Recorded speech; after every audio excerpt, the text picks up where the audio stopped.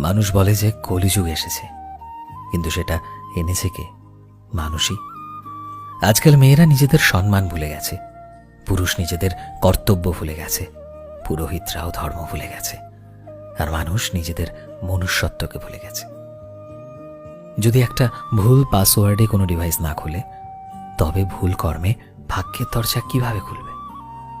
এজন্য সেই সব কিছু ভুলে ফেলতে হবে যেটা কারোর দুঃখের কারণ হয়। কাউকে দুঃখ দিয়ে কখনো খুশি থাকা যায় না।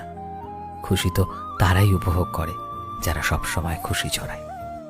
যে মানুষটা সব থেকে বেশি সত্য কথা বলে তাকে সবাই ঘেন্না করে। কিন্তু যদি কাউকে কষ্ট পেতে দেখে তোমার কষ্ট হয়, তবে বুঝে নেবে ভগবান ভেবেই তোমায় মানুষ বানিয়েছে। রাধে রাধে।